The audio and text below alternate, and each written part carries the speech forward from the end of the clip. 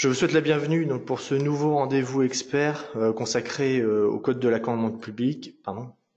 Alors 6 mois, jour pour jour, après l'entrée en vigueur de ce code, c'est l'occasion de faire le point sur l'actualité et les réformes intéressant directement le droit de la commande publique. En effet, le gouvernement a révélé qu'un projet de décret va relever au 1er janvier 2020 le seuil de déclenchement des obligations de publicité et de mise en concurrence. Quel sera l'impact de ce futur texte ? Sur le plan jurisprudentiel, le juge administratif a eu l'occasion d'apporter des précisions dans des domaines tels que la réception des offres dématérialisées. Alors, outre la présentation de ces nouveautés et du fait de sa participation au groupe de travail concernant la réforme des CCAG, Maître Nicolas Charel, avocat au barreau de Paris et auteur du code commenté de la commande publique aux éditions du Moniteur, vous présentera une synthèse de la séance d'ouverture de ces travaux. Alors, avant de vous laisser la parole, Maître, je vous rappelle que vous avez à tout moment la possibilité de poser par écrit vos questions en cliquant sur l'onglet questions. Maître, je vous laisse la parole.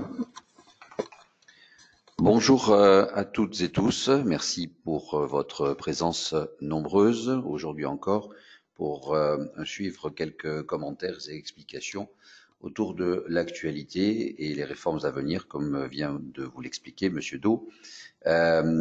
Pour reprendre les propos de Madame Bédier concernant la réforme de la commande publique et la création de ce code de la commande publique, il y a une transposition des anciens textes, notamment de l'ordonnance et du décret qui sont entrés en vigueur au 1er avril 2016 à droit constant, mais comme tout le monde l'a bien remarqué, et pour donc reprendre la formule de Madame Bédier, c'est un droit constant, très vivant, et pour ne pas dire vivace, qui caractérise notre matière favorite.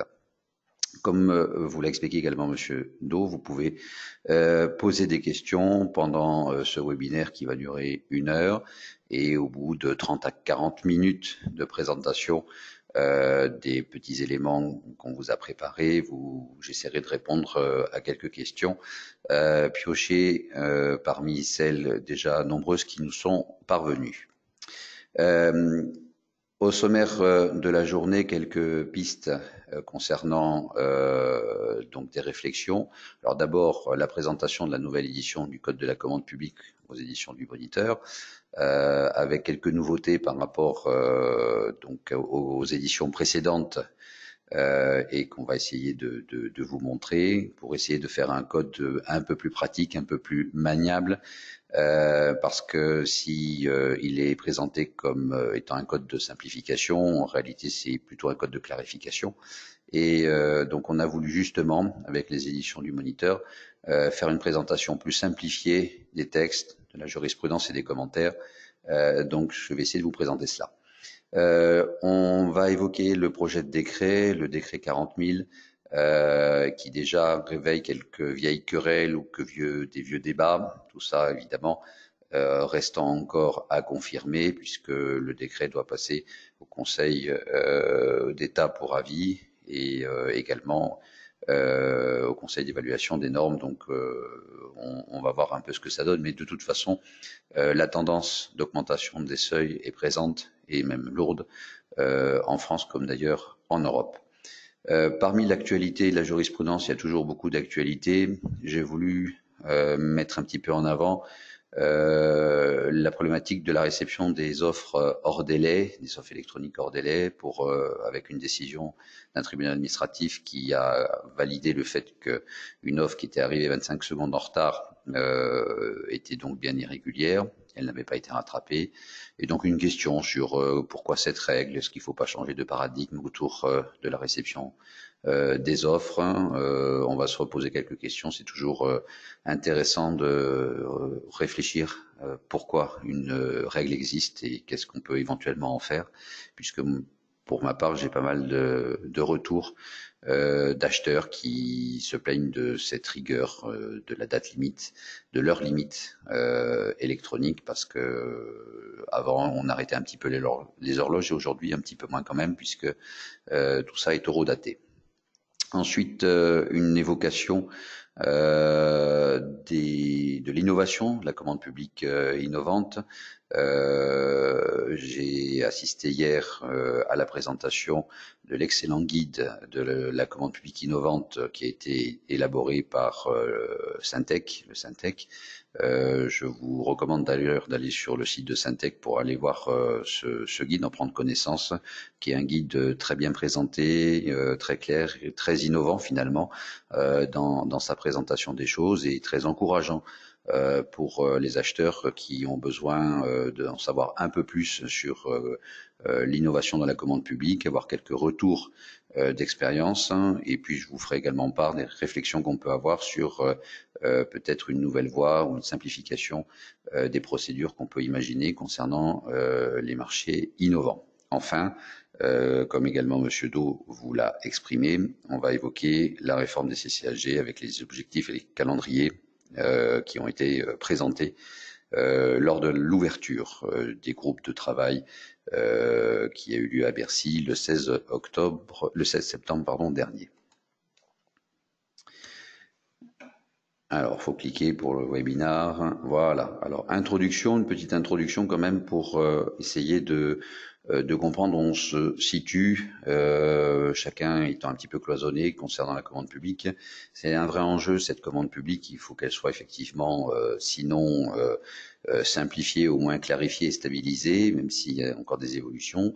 C'est la vocation de ce grand code de la commande publique qui regroupe l'intégralité des textes relatifs à la commande publique, avec quelques exceptions. On y reviendra un petit peu tout à l'heure.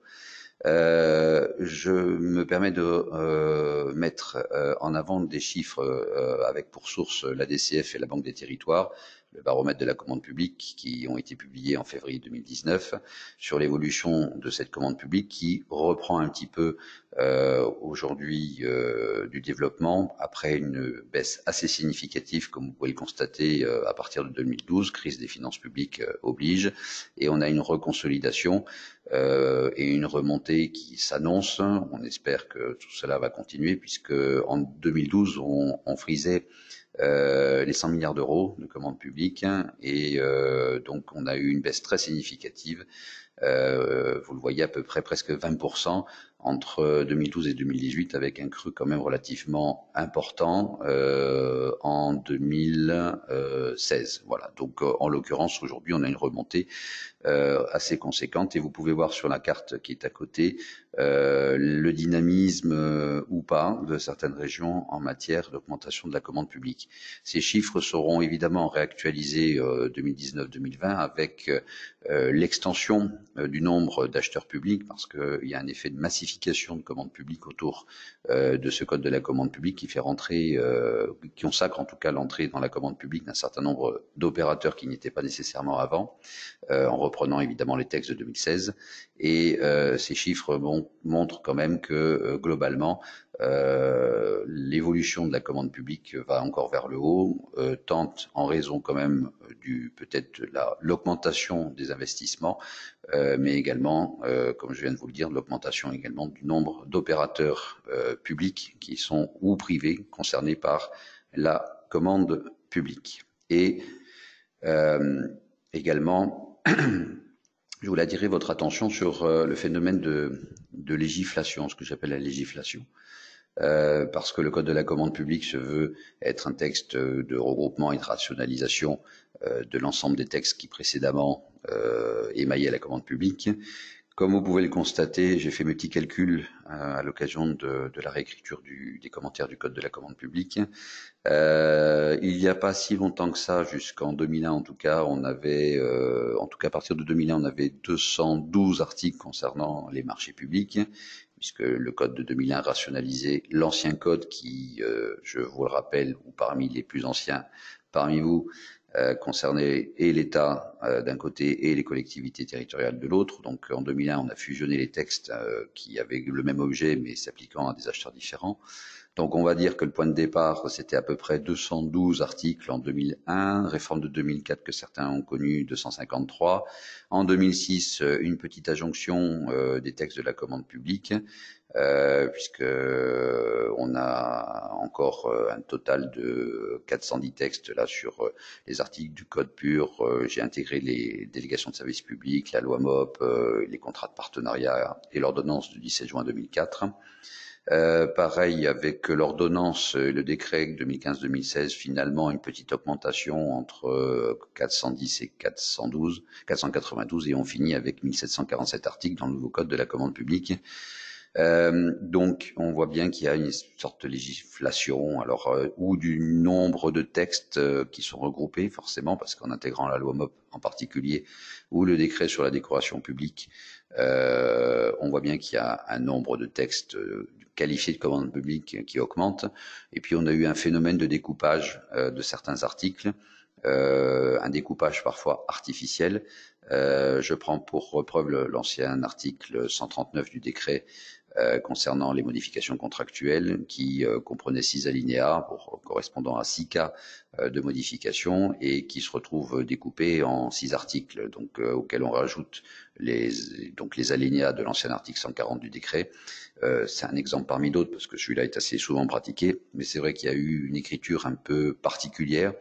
Des articles peut-être étaient trop longs, méritaient bien d'être découpés, d'autres assez clairs pouvaient peut-être échapper à une numérotation nouvelle, ce qui n'est pas forcément très pratique, même si ça entraîne le cerveau pour lutter contre des phénomènes de vieillissement cérébral. Tout ça a conduit du coup à repenser un petit peu l'écriture donc de cette nouvelle édition. Un brochet assez conséquent avec une première partie de travail qui a été faite à travers le code, donc comme vous pouvez le voir sur l'image, avec donc un classeur, ce qu'on appelle le feuillet mobile, qui fait l'objet d'une mise à jour trimestrielle.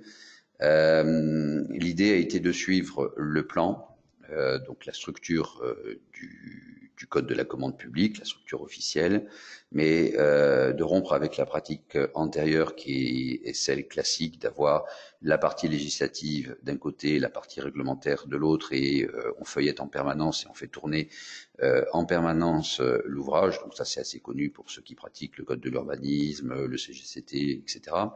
Donc l'idée a été ici de regrouper, suivant le plan, toutes les règles, qu'elles soient législatives ou réglementaires, les textes associés également, par thématique abordée en suivant le plan. Donc de manière à éviter en permanence, comme les anciennes éditions finalement, de passer entre la partie législative et la partie réglementaire, ce qui n'était pas très pratico-pratique.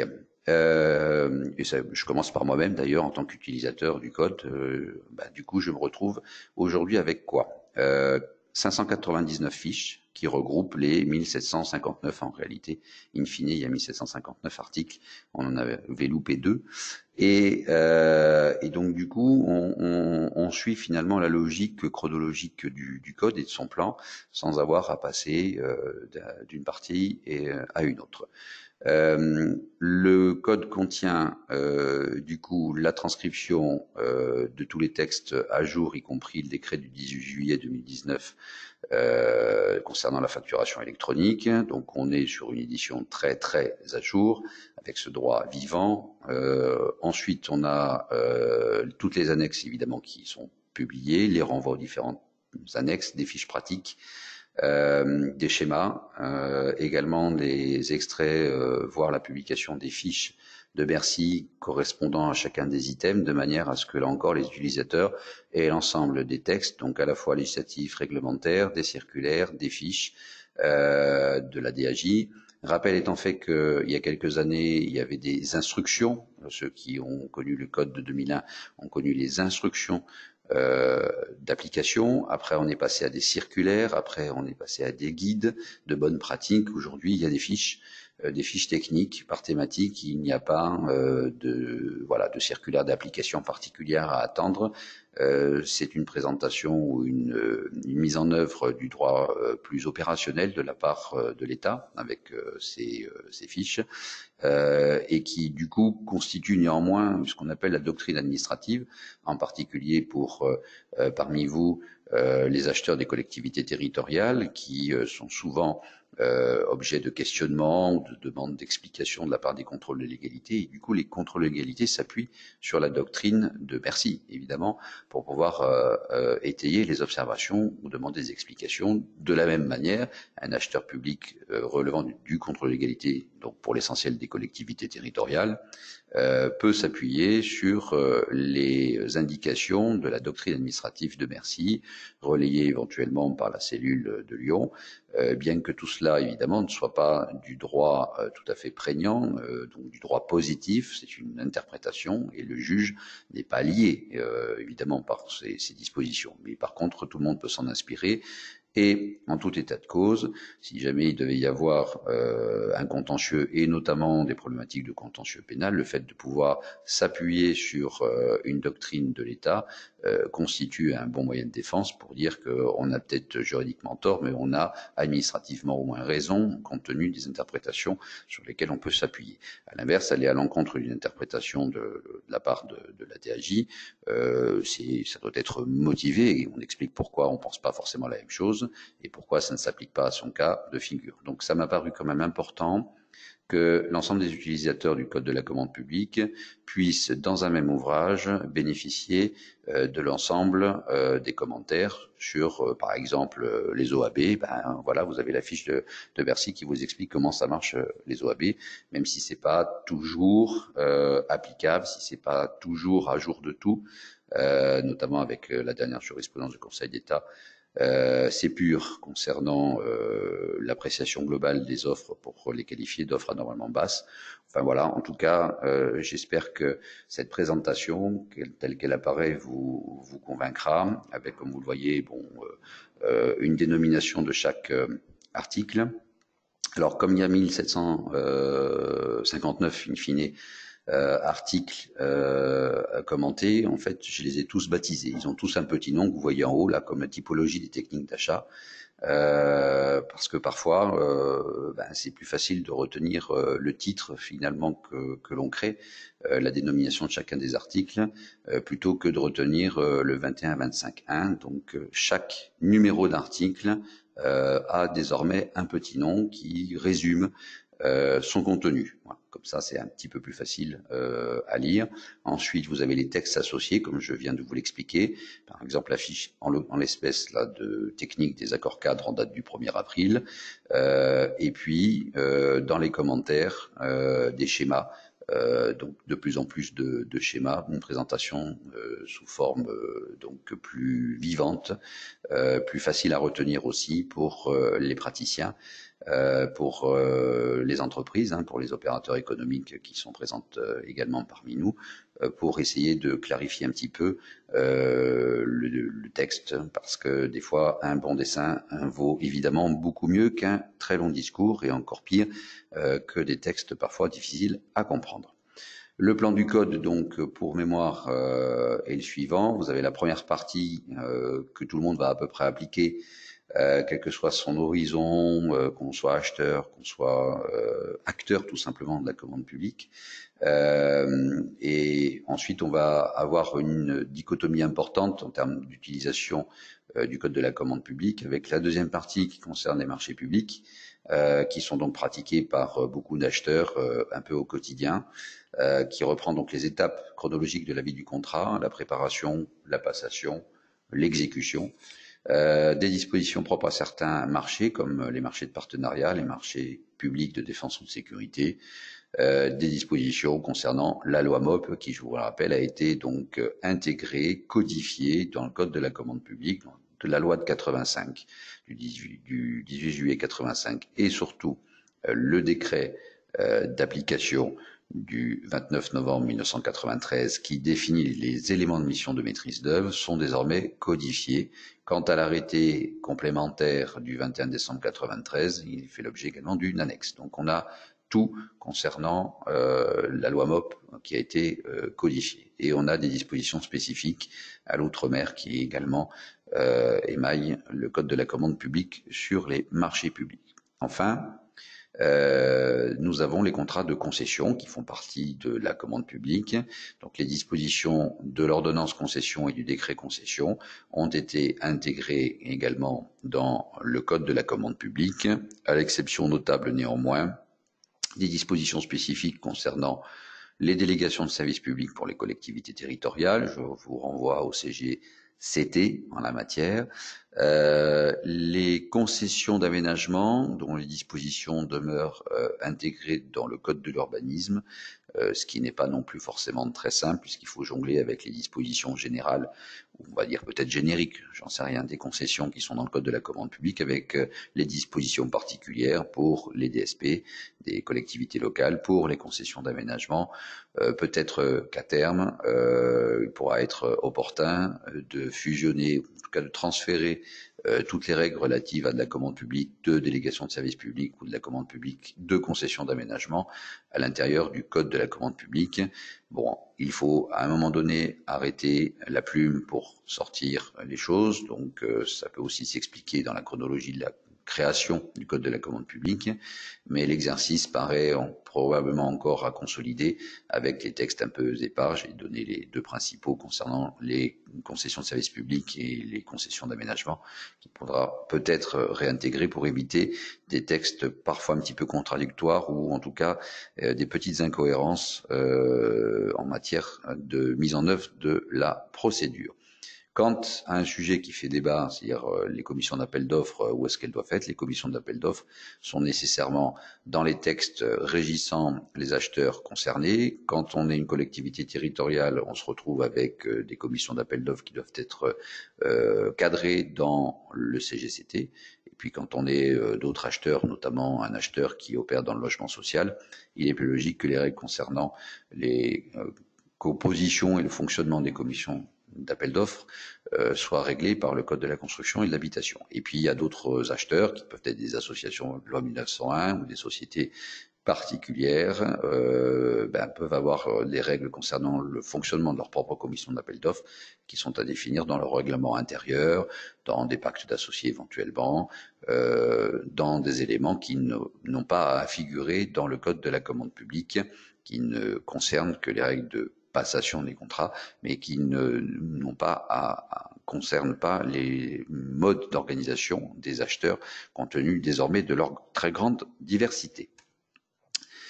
Étape suivante dans l'évolution du droit de la commande publique, le projet décret 40 000, entre guillemets.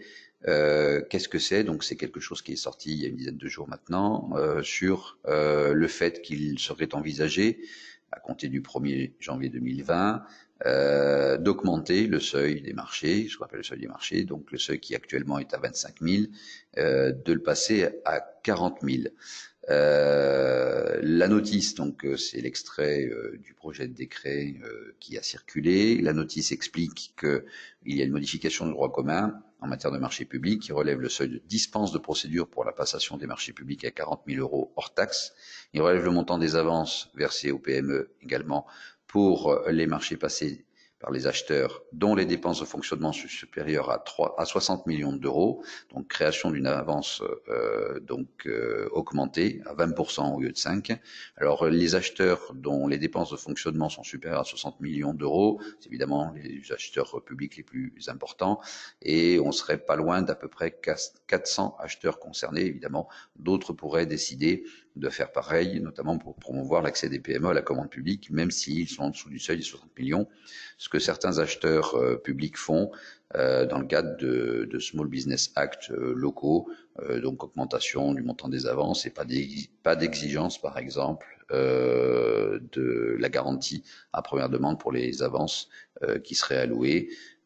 En tout cas pour les collectivités territoriales, puisque je vous rappelle que pour les acheteurs relevant de l'État, il n'y a pas la possibilité d'assortir le paiement d'une avance par la présentation d'une caution ou une garantie à première demande.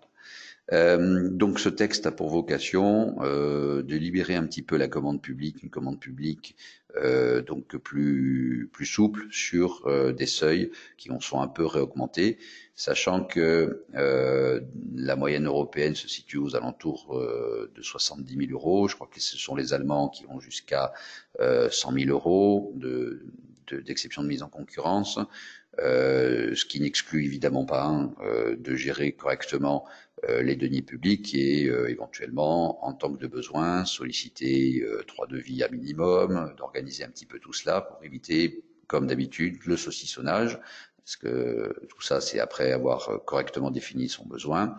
Et pour reprendre la formule également consacrée du Conseil d'État sur le seuil des 25 000, éviter qu'on attribue les marchés toujours aux mêmes opérateurs, donc veiller quand même au respect d'un certain nombre de règles fondamentales, sans pour autant avoir le formalisme obligatoire qui pourrait s'imposer à partir de 40 000. Bon. Après, c'est une discussion. J'ai vu beaucoup de réactions diverses et variées, notamment sur les réseaux sociaux, sur LinkedIn. Certaines personnes sont plutôt contre, d'autres sont plutôt pour. En fond d'écran, vous avez une demoiselle qui a l'air d'être très contente que le seuil monte jusqu'à 40 000. Certains considèrent, pardonnez-moi l'expression, que c'est open bar. Non, il faut un petit peu relativiser tout ça. Les seuils augmentés permettent quand même de faire circuler plus facilement les commandes publiques, et certains opérateurs privés considèrent qu'effectivement pour eux aussi c'est plus simple d'accéder à une commande publique jusqu'à 40 000 sans trop de formalisme.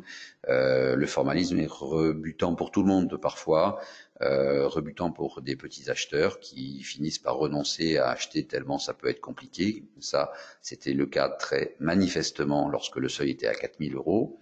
Et puis les acheteurs publics peuvent effectivement, dans certains cas, avoir des besoins ponctuels jusqu'à 40 000 euros. Donc c'est pas inintéressant de pouvoir bénéficier de ce seuil. Après, il y a une autre discussion qui suscite des avis divers également, qui est celle de savoir si c'est pertinent d'avoir un seuil identique pour toutes les catégories de marché, pour toutes les catégories d'acheteurs.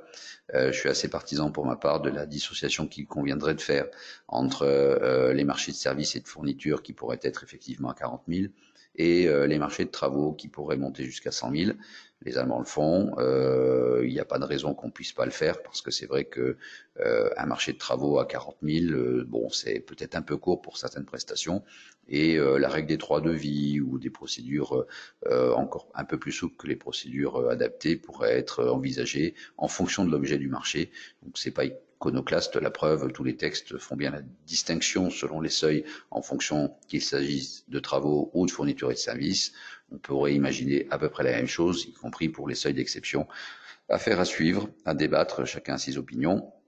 En tout état de cause, ceux qui voudront l'appliquer, s'ils passent à 40 000, l'appliqueront. Ceux qui voudront éventuellement serrer quelques boulons réglementaires encore en dessous s'appliqueront des guides internes ou des règlements internes plus restrictifs. C'est toujours le même débat entre certaines règles qui s'ouvrent et on ouvre un peu à une concurrence simplifiée pour certains montants et après derrière chaque structure décide de mettre en œuvre ou pas des règles plus restrictives que ce que le droit n'impose, ce qui est parfois un peu le comble quand tout le monde appelle un peu de ses voeux la simplification et finit par revenir à des réglementations plus restrictives que ce que la réglementation nationale elle-même n'impose. Voilà, donc c'est le débat, non pas des anciens et des modernes, loin s'en faut, mais jusqu'où peut-on aller dans la liberté. Trop de liberté n'est pas nuisible, ça renvoie à des questions philosophiques. Il appartiendra à chacun de trancher pour ses propres besoins. Voilà. Je voulais également vous faire part de quelques réflexions qui émaillent un peu aujourd'hui les entreprises, les acheteurs publics autour du constat que les offres dématérialisées, aujourd'hui, certaines sont rejetées parce qu'elles arrivent hors délai. Bon, c'est un peu comme avant, l'histoire du facteur qui arrivait en retard et des prix qui arrivaient à 12h30.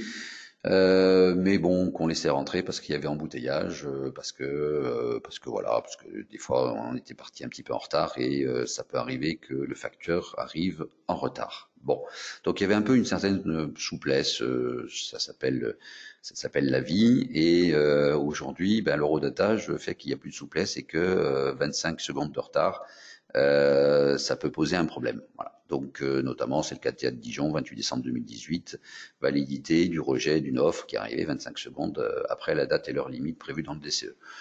C'est une vraie question. À quoi sert cette règle finalement aujourd'hui, dès lors on a la possibilité, on a la preuve du commencement de l'émission.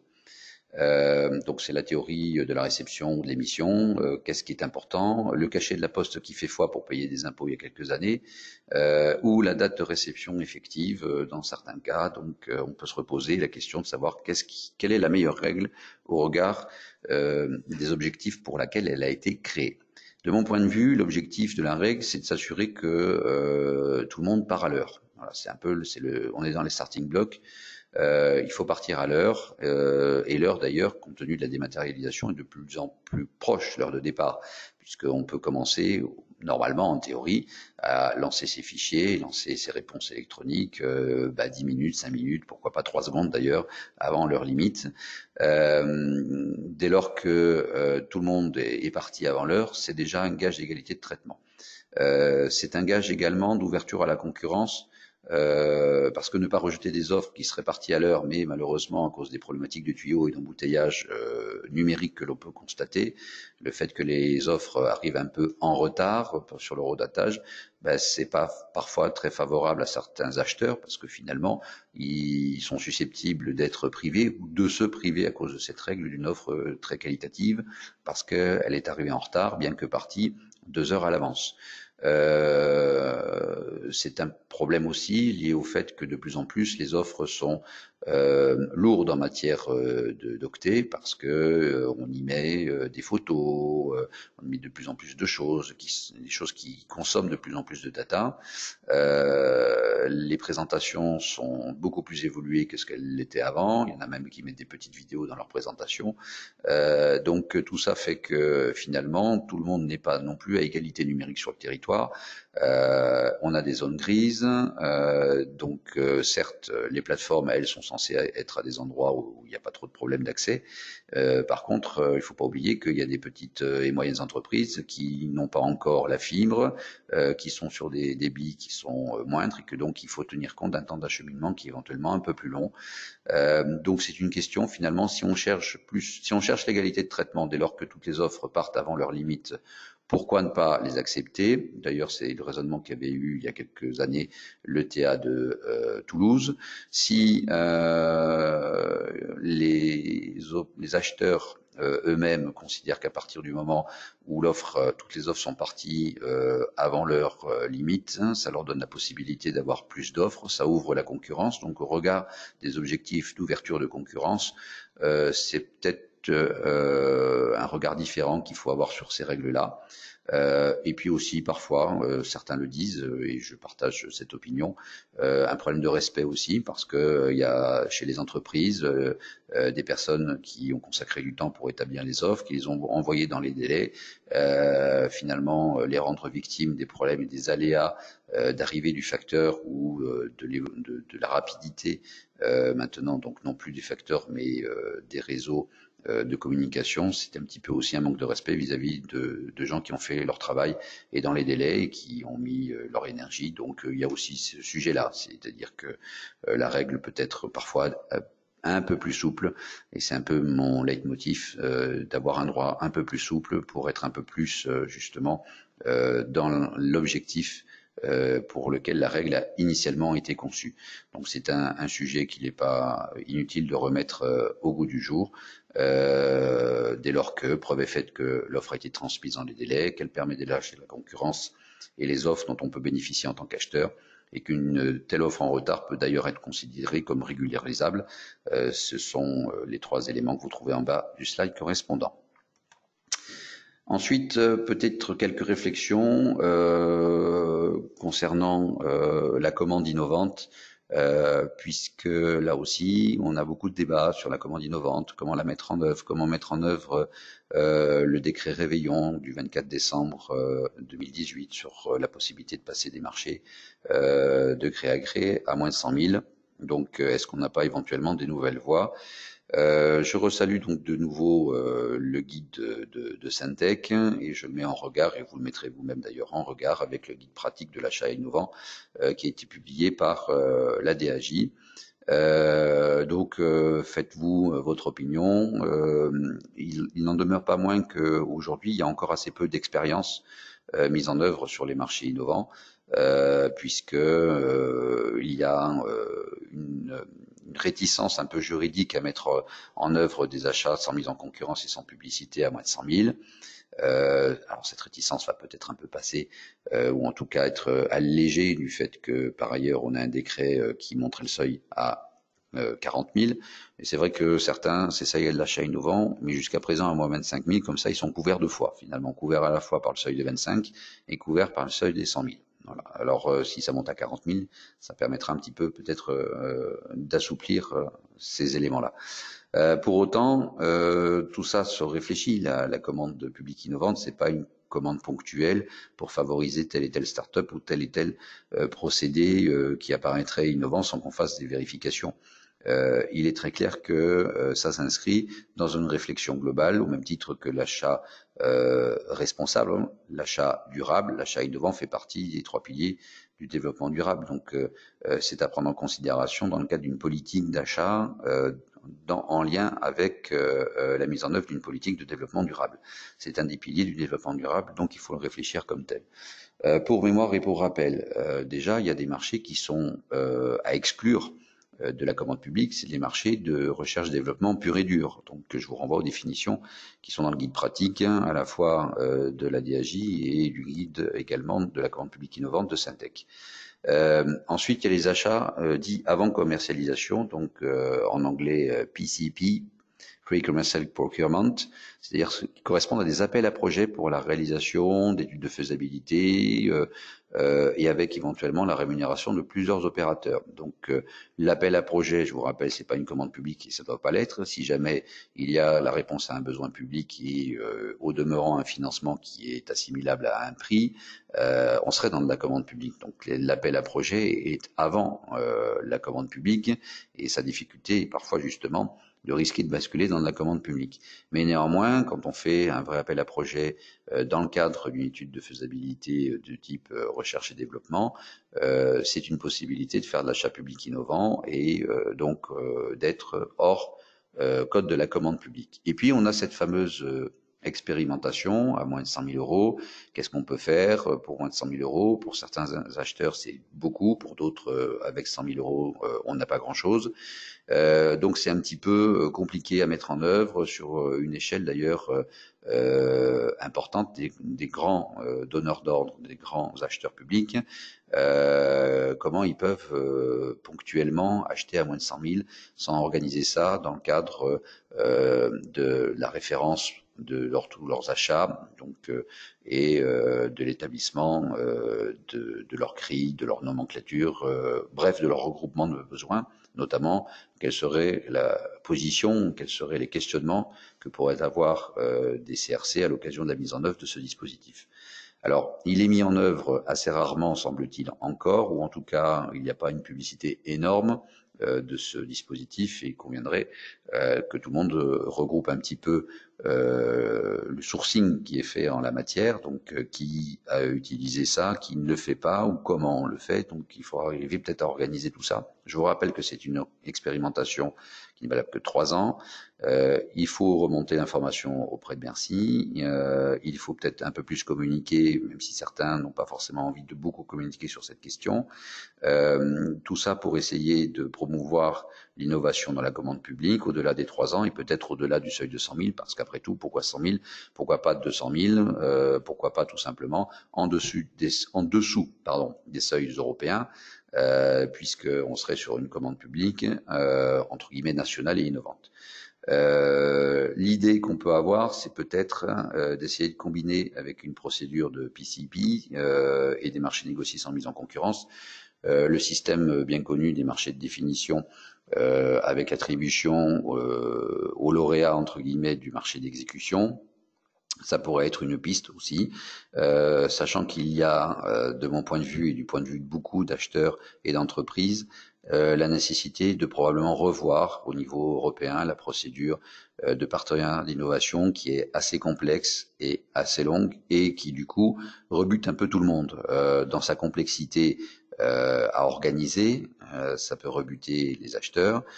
Dans sa durée de mise en œuvre, parce que du coup, on peut avoir besoin un peu plus rapide et que une procédure trop longue, une procédure qui n'est pas très séduisante pour les politiques, pour les élus. Ça rebute aussi les entreprises parce qu'elles s'engagent finalement dans des investissements relativement conséquents pour répondre à ces procédures assez lourdes. Et c'est pas forcément non plus du coup très attirant pour les entreprises innovantes, qui sont innovantes dans leur domaine et pas forcément très férues d'une commande publique très organisée. Donc c'est une procédure qui a été inventée par la directive de 2014, transposée rapidement, mise en œuvre rarement. Je suis pas sûr que 5 ans plus tard, au regard de la multiplication de l'innovation et du coup de pouce qu'a l'innovation aujourd'hui, ça soit une procédure qui soit vraiment adaptée et qui justement ne réponde pas aux critères de l'innovation. Donc je pense qu'il y a véritablement une réflexion à avoir. Il faut que certains opérateurs s'y lancent. Lors de la présentation du guide de la commande publique durable au Syntec, il a été fait état d'une expérience en place, enfin en cours à Amsterdam pour la rénovation des quais d'Amsterdam, où finalement, manifestement, l'acheteur combine un peu de l'appel d'offres, un peu du partenariat d'innovation, un peu de concours. Bref, l'idée c'est qu'il n'y a peut-être pas une procédure d'innovation, d'achat innovant, il y a peut-être une combinaison des différentes procédures pour, compte tenu de l'objet, du sujet, des opérateurs concernés, répondre à une commande publique innovante, c'est de combiner plusieurs procédures et pas une seule, parce qu'il n'y a peut-être pas une seule procédure qui correspond véritablement aux besoins. Donc, faites-en part dans votre retour d'expérimentation. Si vous ne l'expérimentez pas, faites-en part aussi auprès de Bercy pour dire pourquoi vous n'expérimentez pas, parce que peut-être le texte n'est pas assez clair, pas assez sécurisant pour certains, pas assez, au contraire, ouvert pour d'autres. Il faut faire part, pas uniquement des cas dans lesquels on l'applique, mais des cas pour lesquels on ne l'applique pas, et qu'est-ce qu'on aimerait éventuellement avoir comme dispositif pour renforcer la commande publique innovante. C'est un vrai sujet d'avenir, et là encore, ça s'inscrit dans des objectifs de développement durable qui constituent un des enjeux des nouvelles mandatures communales, mais globalement des enjeux strictement planétaires que l'on a aujourd'hui devant nous. Voilà pour le sujet de l'innovation, et vraiment essayer de faire un peu votre tour d'horizon sur la commande publique innovante pour essayer de la renforcer. C'est un domaine très intéressant d'avenir, même s'il est encore probablement pas assez balisé, il conviendra de le faire. Quelques minutes encore pour vous faire la présentation du lancement de la réforme des CCAG. Pour répondre à certaines questions que j'ai pu avoir sur LinkedIn, c'est pourquoi faire? Est-ce que c'est simplement une mise à jour? Qu'est-ce qu'il y a de plus? Ben oui, il y a un peu plus qu'une mise à jour. Il est clair que la mise à jour est nécessaire parce qu'on parle encore du code des marchés publics, donc les textes ont bien évolué. Depuis 2009, en 10 ans, le texte n'est pas obsolète, mais a besoin en tout cas d'un toilettage, donc ça c'est clair. Mais c'est aussi l'occasion d'aller un petit peu plus loin, et c'est ce qu'a voulu faire Bercy dans le cadre de l'ouverture d'une première phase de concertation, en tout cas de pré-concertation, pour pouvoir identifier justement les enjeux de cette réforme, pour que ça ne soit pas qu'une mise à jour, et de voir un petit peu quels étaient les items qui ressortaient comme étant des points à travailler dans le cadre de cette future réforme. Donc, je reprends là les slides qui ont été publiés par la DAJ, sur le site de la DAJ. Bon, ceux qui n'ont pas encore eu le temps d'aller jeter un œil sur ces éléments-là, bah, écoutez, il suffit de les reprendre, et donc j'ai voulu reprendre et rendre à la DAJ ce qui est évidemment à la DAJ. Donc l'objectif, bien sûr, c'est l'actualisation des clauses, je viens de le dire, améliorer la lisibilité, parce que c'est vrai que quand on commence à lire l'article 13 du CCAG Travaux ou l'article 15, bon courage, il faut un petit peu s'accrocher. Là, pour le coup, il faudra peut-être prévoir des articles un peu plus éclatés, parce qu'ils peuvent être très longs. Quant au 48, l'article 48 sur les conditions de résiliation, là, n'en parlons pas, il fait plusieurs pages. Il faudra peut-être un petit peu revoir tout ça pour une meilleure lisibilité. La volonté est également de sécuriser sur le plan juridique la phase d'exécution, parce que autant la sécurisation juridique de la passation, aujourd'hui, à peu près tout le monde s'accorde à dire qu'elle est en principe assurée, quelques exceptions près, par exemple sur les achats innovants, mais enfin, c'est acquis. Pour la phase d'exécution, c'est beaucoup plus problématique. Améliorer l'équilibre des relations contractuelles parce que les praticiens des CCAG savent à quel point c'est un texte exorbitant du droit commun et qu'il y a un déséquilibre évident des relations contractuelles qui crée potentiellement du contentieux et donc tout ça n'est pas forcément simple. Il faut revenir peut-être à un peu plus d'équilibre. En tout cas, il y a des pistes de réflexion autour du rééquilibrage des relations. Je vais vous présenter ça un petit peu plus loin. Adapter les CCAG à l'ère numérique et à l'ouverture des données. Il est vrai qu'en 2009, on attendait davantage du CCAG tel qu'il a été écrit, puisque je vous rappelle que tout ce qui concerne la dématérialisation, en fait, le CCAG disait que c'était à prévoir dans les CCAP. Bon, aujourd'hui, on a fait un tel pas en avant sur la numérisation des contrats, dans leur passation, dans leur exécution, dans les communications entre les différents opérateurs, qu'il faut effectivement un petit peu libérer les choses dans le CCAG. Ça donnera peut-être enfin la possibilité à certains acheteurs d'arrêter les lettres commandées AR pour envoyer tous les OS, puisqu'il y a encore des réticences, j'ai entendu ça encore la semaine dernière. Les OS envoyés en LRAR, il faut peut-être un petit peu, voilà, aujourd'hui sécuriser le processus. On a l'impression que le fait de le prévoir dans le CCAP soit pas suffisamment sécurisant, donc bon, va peut-être falloir écrire 2-3 choses dans les CCAG pour sécuriser des pratiques ancestrales. Et enfin, faire des CCAG un instrument de politique publique au service de l'accès des PME au marché public et des achats durables. Donc là aussi, c'est une volonté du gouvernement de mettre en place ces CCAG non plus comme des instruments de contrainte, mais comme des instruments de politique publique incitative, et en sécurisant, en équilibrant les relations contractuelles, c'est une manière de favoriser l'accès des PME à ces marchés publics et donc de sécuriser tout le process. Donc c'est toujours un outil intéressant à utiliser. Alors, quelques éléments de détail, en tout cas sur les différents items. Faire des CCAG des outils accessibles et adaptés, l'actualisation, on l'a vu. Améliorer la lisibilité par une unification des stipulations communes, harmonisation des stipulations ayant le même objet, accompagnement des acheteurs dans leur rédaction avec une annexe pédagogique, pourquoi pas, justement, sur un petit peu à l'image des fiches techniques de Bercy sur le code de la commande publique, mais quelques fiches également techniques ou pédagogiques sur les bonnes pratiques à mettre en œuvre dans les nouveaux CAG, ça serait pas mal. Et puis une réflexion autour de la liste récapitulative des dérogations. Est-ce qu'on la maintient, est-ce qu'on la maintient pas?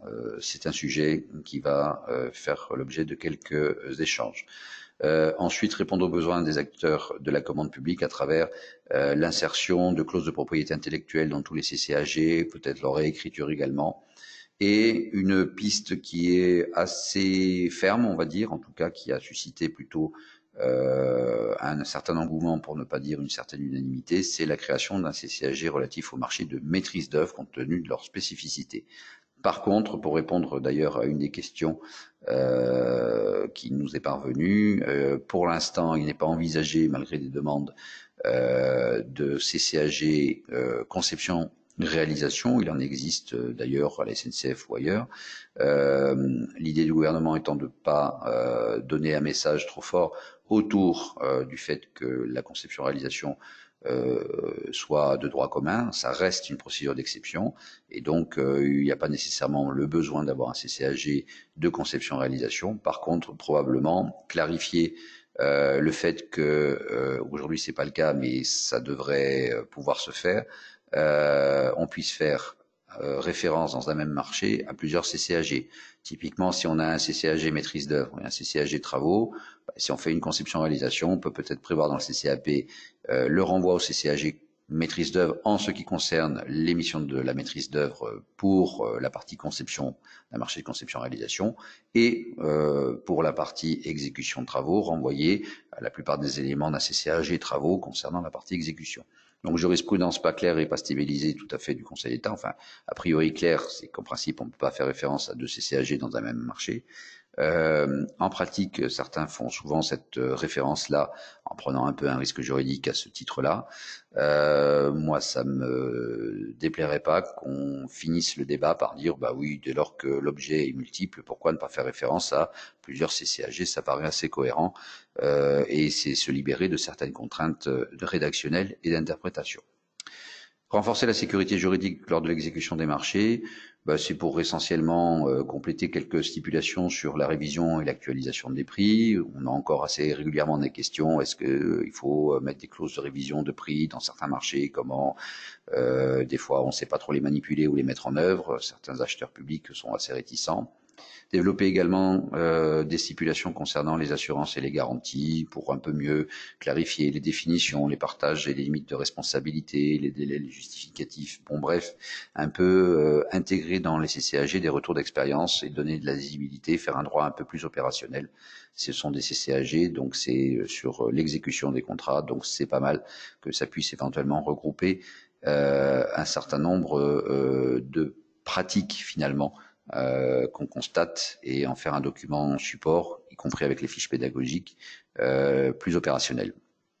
Également, un peu mieux intégrer les règles de mode alternatif, le règlement des différends et introduire des délais de recours contentieux adaptés à la nature des prestations. Pour un marché de travaux important, les délais sont peut-être pas forcément les mêmes que pour instruire une réclamation sur un marché de fourniture. Donc, bon, voilà, en sachant qu'en tout état de cause, on peut de toute façon déroger au CCAG.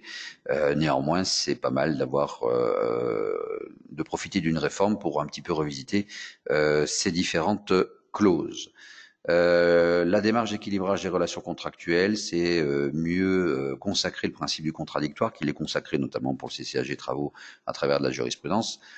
Donc un peu réécrire que le respect du contradictoire s'impose tout le temps, même quand c'est pas dit dans le CCAG. Donc ne pas prévoir autre chose que le mettre en œuvre systématiquement est un petit peu délicat. Donc autant mieux l'écrire. Peut-être réécrire quelque chose, quelques pistes en matière de pénalité concernant leur proportionnalité. Il y a un débat autour du plafonnement. Il y a ceux qui sont pour, il y a ceux qui sont contre. Moi, je suis assez contre le plafonnement des pénalités dans la mesure où ça crée pas forcément suffisamment d'aléas en cas de mise en œuvre de sanctions quand réellement il y a des gros problèmes d'exécution. À l'inverse, du point de vue d'une entreprise, quand l'aléa est trop grand, je partage l'idée aussi que c'est un peu compliqué. Quand on a une somme de pénalités qui s'additionnent les unes les autres, après de véritablement pouvoir les anticiper. Donc il faut être peut-être plus clair et éviter le millefeuille des pénalités. Voilà, c'est sûr que si elles sont pas plafonnées et qu'on a un millefeuille de pénalités et que pour un même fait on a 3 sanctions, c'est assez compliqué. Donc il faut arriver peut-être à essayer de clarifier tout cela pour que ça corresponde aux besoins de tout le monde, mais sans que ça crée des surpénalités ou des sous-pénalités. Donc peut-être un peu mieux prévoir des systèmes de remise de pénalités, des pénalités graduées également, et puis surtout des clauses incitatives avec des primes, parce que quand on n'a que des pénalités, c'est déprimant, c'est le cas de le dire. Donc il vaut peut-être mieux aussi mieux écrire dans les CCAG des clauses concernant la validité des clauses incitatives, surtout que je vous rappelle, ou si vous l'avez pas vu, je vous le dis, dans la dernière écriture du Code de la commande publique, l'article qui prévoyait anciennement la possibilité de prévoir des clauses incitatives sur les prix a disparu. Alors, ça ne veut pas dire que c'est interdit, ça veut dire simplement que ça a disparu, et comme ça a disparu, certains vont dire, si ça n'existe plus, c'est que c'est plus autorisé, ce qui n'est pas forcément le cas. Mais en tout cas, je pense que c'est plus un problème d'exécution et qu'il faudra peut-être donner un signe positif sur la possibilité de prévoir des clauses incitatives dans les marchés à l'intérieur des CCAG, puisque ça n'a pas été repris à l'intérieur de la partie réglementaire du Code de la commande publique. Valorisation des ordres de service, c'est la loi Pacte aussi, c'est en tout cas mieux organiser les conditions dans lesquelles on peut commander des travaux supplémentaires ou pas, en valorisant les OS, mais en étant évidemment limité par les clauses réglementaires concernant les modifications de contrat et les avenants qui ne peuvent pas dépasser le seuil de 15% pour les travaux ou de 10% pour les marchés de services et de fournitures. Les clauses incitatives, je viens d'en parler, c'est le pendant des pénalités. Adapter les CCAG à l'ère numérique et à l'ouverture des données, bon, voilà, c'est un peu réécrire tout ça pour intégrer la dématérialisation de l'exécution avec la communication dématérialisée totale, donc tout le flux du contrat devant être dématérialisé pour arrêter les recommandés AR des OS, je viens de le dire, la facturation électronique et bien sûr donner peut-être un peu plus d'explications génériques concernant la mise en œuvre du RGPD à l'intérieur des différentes catégories de marché, plutôt que de prévoir systématiquement mal parfois des closiers dans les différents marchés qui ne correspondent pas forcément aux différentes situations. Les closiers étant parfois trop génériques, alors il faudra peut-être un petit peu retravailler sur les clauses spécifiques en matière de RGPD dans les différents CCAG.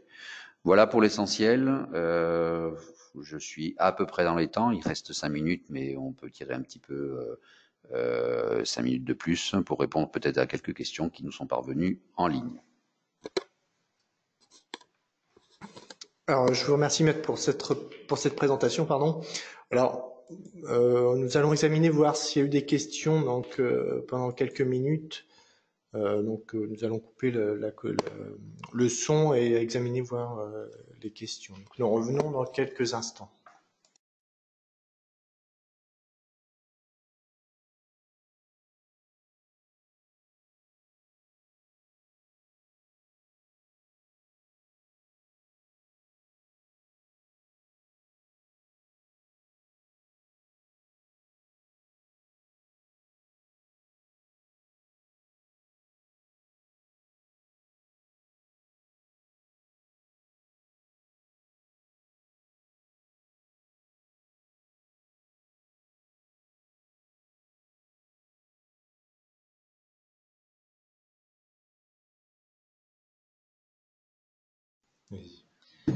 Bien, alors, je prends, il y en a pas mal et du coup je vais les prendre un peu au fil de l'eau.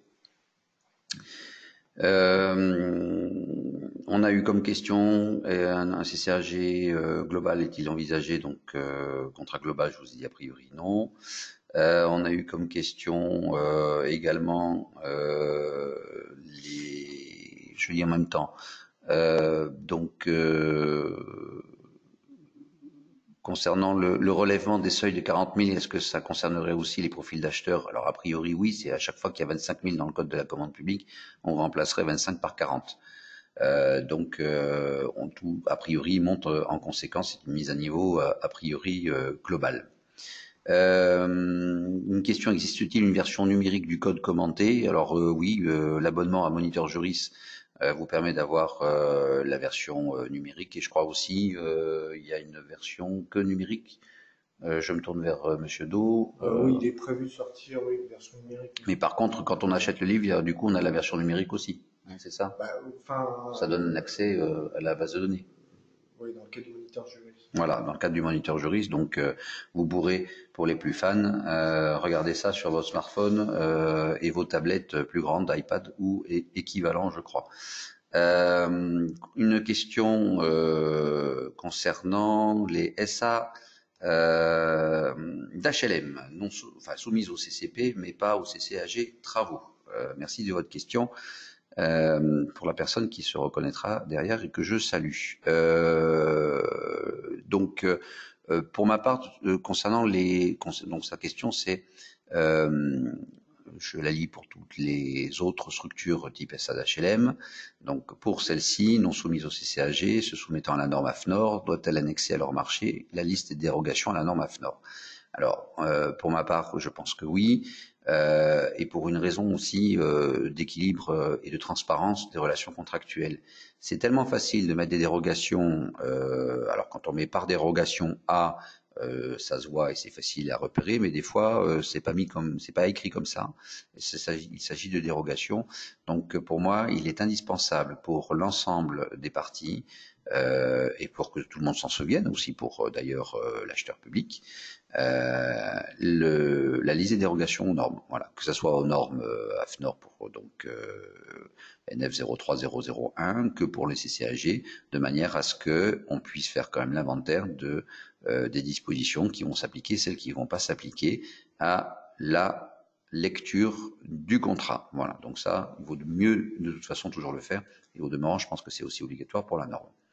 Comment fait-on pour contrôler l'heure de départ des envois? C'est les plateformes qui, en général, donnent l'heure de départ de l'envoi, à quel moment on a le début de l'envoi des documents. Donc, je pense que ce sont des choses qu'on récupère facilement sur les plateformes. À partir du moment où il y a la connexion et qu'on clique sur début de transfert. Donc, je pense qu'on pourrait parfaitement le vérifier. Alors, je pense que c'est le cas pour toutes les plateformes. C'est pas le cas pour d'autres. Ça permet aussi de vous dire que une fois, j'ai récupéré une lettre du contrôle de l'égalité pour un de mes clients, une lettre du contrôle de l'égalité de Paris, disant que la consultation était irrégulière parce que il n'y avait pas noté si l'heure c'était GMT ou pas GMT. Voilà, ça peut laisser prêter un peu à sourire, mais après tout, quand on est à 25 secondes près, encore faut-il savoir si les secondes c'est GMT, Meridian Greenwich, heure de la Réunion ou de Papette. Donc c'est pas forcément une mauvaise observation, même si elle peut un peu faire sourire au départ. Est-ce que, alors autre question, si le seuil des procédures venait à atteindre 40 000, est-ce que ce seuil concernerait aussi donc la publication des données essentielles? On n'a pas de data, je pense que aussi là encore l'idée c'est de hausser le seuil quelle que soit la date. A-t-on une idée de la date de sortie du décret de 40 000? Ça tourne beaucoup autour du décret de 40 000. Écoutez, sous réserve de l'avis du Conseil d'État et du calendrier que je ne maîtrise pas et que personne ne connaît, exactement l'idée qu'il y a, en tout cas dans le projet de décret que je vous ai mis en ligne, c'est que ça soit applicable à compter du 1er janvier. Voilà, donc l'idée c'est de mettre à jour les seuils au 1er janvier et pas au 12 février ou au 14 février, ce qui pourrait être considéré comme un message pour les amoureux de la commande publique. Ensuite, voilà encore une question. Peut-on régulariser une offre arrivée 1 minute trop tard, mais ayant débuté avant l'heure limite? Peut-on nous le reprocher dans le cadre du contrôle en cols ou contrôle interne? Non, pour moi, c'est régularisable. Le message qui a été apporté par la réforme de 2016, c'était essayer quand même de régulariser ce qui paraissait quand même pas de nature à rompre l'égalité de traitement des candidats. Donc, si vous avez la même posture et que vous dites que vous considérez comme régularisables des offres dont on a la preuve qu'elles ont bien commencé à être émises avant et qu'elles sont arrivées en retard pour des raisons de débit, je pense que c'est quand même relativement acceptable dans la philosophie qui était celle de la réforme de 2015-2016 et acceptable au regard des objectifs de la règle. Voilà, je pense que la règle est parfois un peu dure et donc si vous avez le même comportement pour tous vos marchés, que vous me écrivez ça dans un guide de vos achats, ça me paraît quelque chose de très défendable, en tout cas moi que je soutiens fortement. Et on considère que l'offre, elle n'est pas arrivée en temps et heure, mais que néanmoins on régularise. Donc il y a plein de cas. Moi j'ai pratiquement tous mes clients à qui c'est arrivé, et qui parfois d'ailleurs s'en plaignent. Ensuite, concernant une question qui se retrouve, c'est tout a priori. J'ai pas beaucoup d'autres questions. Non, c'est la même. J'ai une question identique concernant les effets des dérogations concernant les CCAG. Voilà, donc par rapport à toutes les personnes qui ont pu poser les questions, je pense que avoir répondu. Il semblerait qu'il y ait eu quelques problèmes techniques pour certains qui n'ont pas eu de son, mais d'autres non, puisque on a eu des questions, donc je ne peux pas vous expliquer les motifs pour lesquels il n'y aurait pas eu de son au départ. Voilà, merci pour votre fidélité, pour votre attention. Je vous souhaite de bonnes lectures et une bonne continuation dans vos missions respectives concernant l'achat public. Merci, au revoir. Et je vous remercie d'avoir assisté à ce webinaire consacré à l'actualité et réforme du Code de la commande publique et vous donne rendez-vous le 16 octobre prochain pour un nouveau rendez-vous expert consacré cette fois à la facturation électronique. Voilà, je vous remercie.